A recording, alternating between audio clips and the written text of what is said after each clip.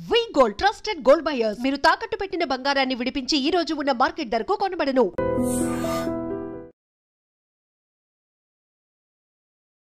Hi hello నమస్తే welcome back to iDream media. ఈరోజు మనతో ఉన్నారు జీటీఏ ఫౌండర్ అయిన విశ్వేశ్వర రెడ్డి గారు. ముఖ్యంగా లేటెస్ట్ అమెరికన్ అప్డేట్స్ గురించి సార్తో మాట్లాడదాం. Hi sir. నమస్కారం. How are you sir? Very good and you? I'm fine sir. Sir, Trump తీసుకొచ్చిన ఒక కీలక నిర్ణయంలో ఎవరైతే అక్కడ స్టూడెంట్స్ F1 వీసా మీద వెళ్ళి ఉంటారో వాళ్ళు ఆన్ క్యాంపస్ కాకుండా బయటకు వచ్చి జాబ్స్ చేయడం ఇంక నుంచి కుదరదు అని ఒక రూల్ పాస్ చేయడం జరిగింది.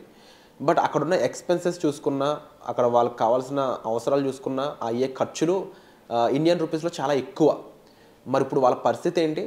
వాళ్ళకి అక్కడ ఎంబసీ ఏమైనా సహాయం చేసే ఛాన్సెస్ ఉన్నాయంటారా? Okay, very good question.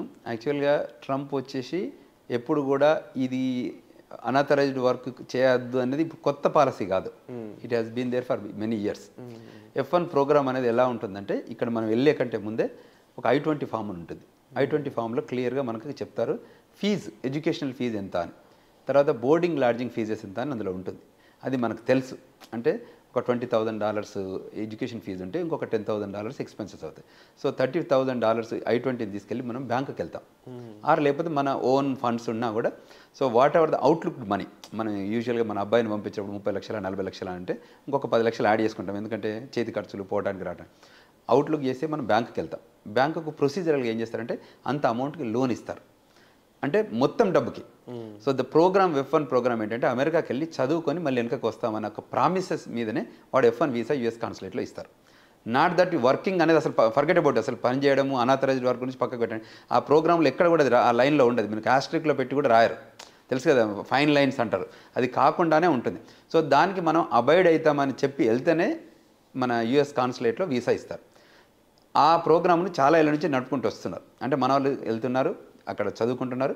చదువుకున్న తర్వాత there is another programme H1B. అంటే మాస్టర్స్ అయిపోయాక ఒక 3 years based on the stem.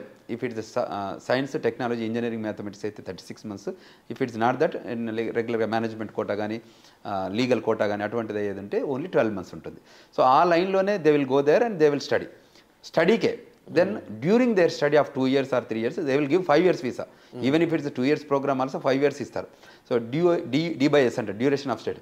5 yearsలో మన వాళ్ళు కొందరు 2 yearsలో కంప్లీట్ చేయొచ్చు, కొందరు 3 yearsలో మాస్టర్స్ చేయొచ్చు. ఆ ప్రాసెస్లో ఏం చేస్తారంటే మనం స్కిల్ని ఏదైతే ఉంటే వాళ్ళ కొత్తగా నేను I was talking to someone ఏంది పూల్లో అక్కడ దీనికి ఏంటి యూనివర్సిటీలో పూల్స్ ఉంటాయి.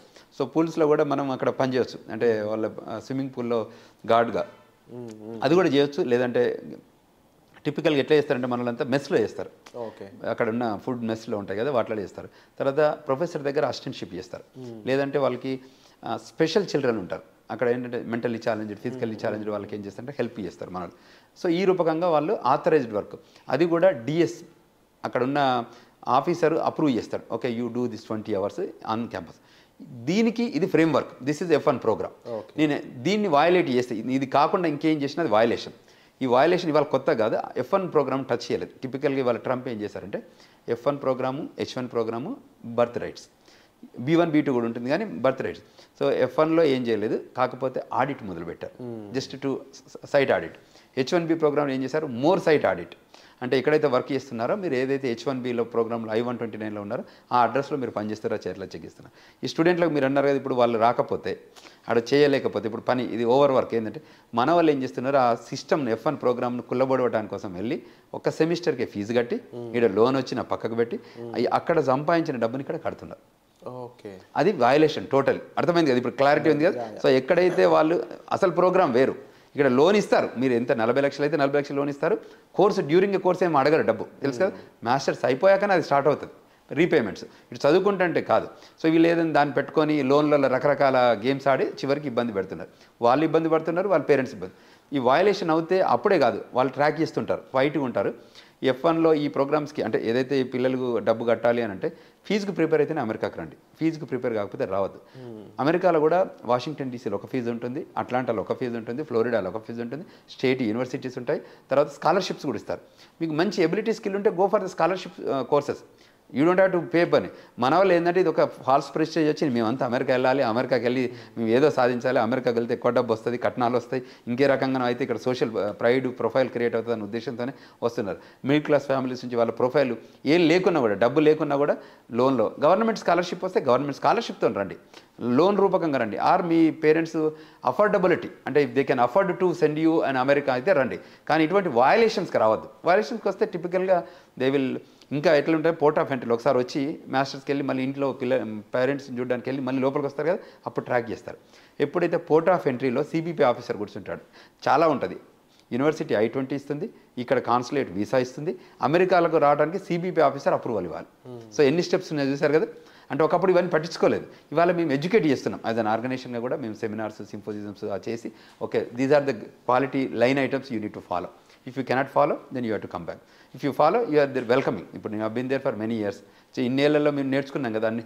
If you followed all the lines, we got the green card, we got the citizenship. అట్లా అంటే నేను టిపికల్గా ఇమిగ్రేషన్ చాలా బాగుంటుంది. America is the very democratic country, law of the land follow అవుతుంది. తర్వాత the land of opportunities, more employment opportunities, more educational opportunities, more business opportunities. ఇవన్నీ వేరే ఎక్కడ దొరకదు.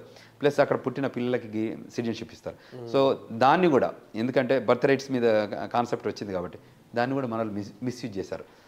బర్త్ రైట్స్ మేము ఇస్తే బర్త్ టూరిజం మీరు చేశారు. అర్థమైంది క్లియర్గా?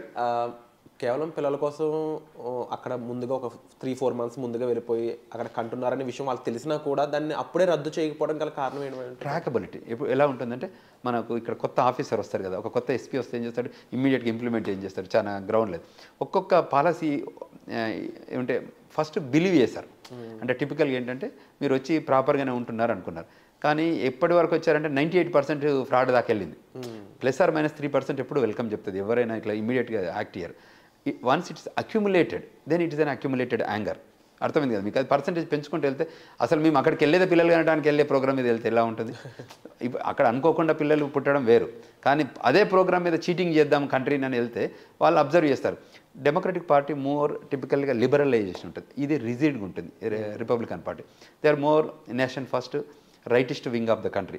సో వాళ్ళు క్లియర్గా చెప్తారు అన్నట్టు మా కంట్రీ రూల్స్ ఫాలో అయితేనే మీరు ఉండండి, లేకపోతే మేము పంపించేస్తామని ష్రూడ్గా ఉంటారు. ఇక్కడ డెమోక్రటిక్ ఏంటంటే ప్రపంచంలో ఏ గొడవ అయినా, ప్రపంచంలో ఎక్కడ అసైలం ఇష్యూస్ అయినా, ప్రపంచంలో కొట్లాడుకున్నా కూడా వాళ్ళని తీసుకొచ్చి ఈ కంట్రీలో పెట్టుకుంటుంది. మంచి ప్రోగ్రామ్ ఉంది అందులో కూడా. మొన్న ఆఫ్ఘనిస్తాన్ వాళ్ళకి మంచిగా ఇచ్చారు, వాళ్ళకి రావడం వాళ్ళకి వర్క్ పర్మిట్ ఇచ్చారు, ఫ్లైట్లలో తీసుకొచ్చి డంప్ చేశారు, దాన్ని కూడా జియోగ్రఫికల్గా కూడా డిస్ట్రిబ్యూట్ చేశారు. వాళ్ళందరికీ ఫుడ్ స్టాంప్స్ అంటారు, ఫుడ్ స్టాంప్స్ కూడా ఇచ్చారు, అంటే వెల్కమ్ చెప్పి ఇచ్చారు. బట్ ఇప్పుడున్న పోస్ట్ పాండమిక్ రెసిషన్లో America is not welcoming. So అది ప్రాబ్లం, అదే రప్చర్ తప్ప. కానీ Trump is the personality wise ఆయన ఏమంటారంటే లీగల్ ఇమిగ్రేషన్గా రండి, క్వాలిటీ పీపుల్ రండి, స్కిల్డ్ లేబర్ రండి, we welcome it. But cheat చేయడానికి వచ్చారనుకోండి, we don't welcome it, we will send you. అది సంఖ్యలు, కాళ్ళకు బంధాలు, వాట్ ఎవర్ యూ సేవ్ కనిపిస్తున్నాయి కూడా, కనిపిస్తున్నాయి చేస్తారు. అవి వయలేషన్ అయితే ఇప్పుడు నేను ట్రాఫిక్లో వెళ్తూ నేను అక్కడ ఉన్నామని కూడా నేను వయలేట్ చేస్తే నాకు కూడా హ్యాండ్ కప్ వేస్తారు.